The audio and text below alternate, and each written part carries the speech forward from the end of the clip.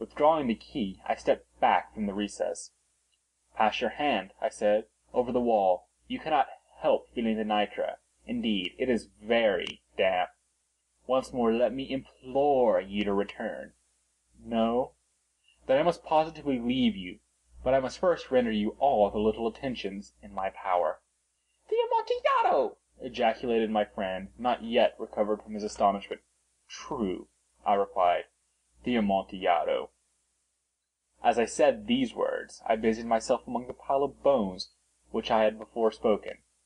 Throwing them aside, I soon uncovered a quantity of building stone and mortar. With these materials, and with the aid of my trowel, I began vigorously to wall up the entrance of the niche.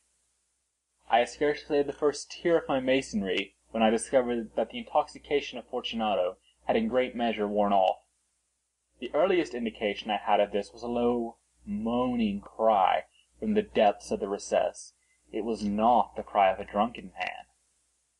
There was then a long and obstinate silence.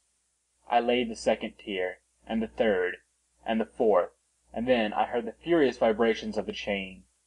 The noise lasted for several minutes, during which, that I might hearken to it with the more satisfaction, I ceased my labors and sat down upon the bones. When at last the clanking subsided, I resumed the trowel, and finished without interruption the fifth, the sixth, and the seventh tier. The wall was now nearly upon a level with my breast. I again paused, and holding the flambeau over the mason work, threw a few feeble rays upon the figure within. A succession of loud and shrill screams, bursting suddenly from the throat of the chained form, seemed to thrust me violently back. For a brief moment I hesitated. I trembled. Unsheathing my rapier, I began to grope with it about the recess. But the thought of an instant reassured me. I placed my hand upon the solid fabric of the catacombs, and felt satisfied. I re-approached the wall. I replied to the yells of him who clamored. I re-echoed. I aided. I surpassed them in volume and in strength. I did this, and the clamorer grew still.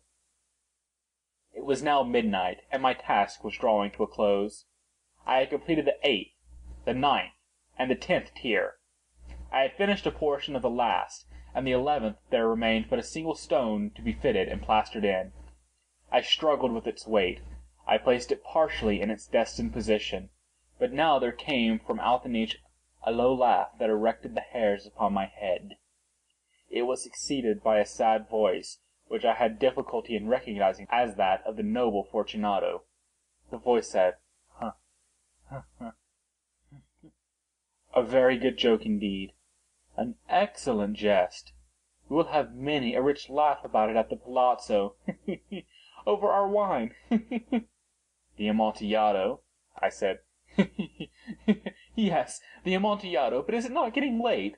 Will not there be awaiting us at the palazzo, the Lady Fortunato and the rest? Let us be gone." "Yes," I said, "let us be gone." "For the love of God, Montresor!" "Yes," I said, "for the love of God." But to these words I hearkened in vain for a reply. I grew impatient. I called aloud, "Fortunato!" No answer. I called again, "Fortunato!" No answer still. I thrust a torch through the remaining aperture and let it fall within. There came forth in return only a jingling of the bells. My heart grew sick, on account of the dampness of the catacombs. I hastened to make an end of my labor. I forced the last stone into its position. I plastered it up.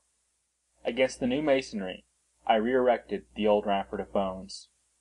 For half of a century no mortal has disturbed them. In pace requiescat.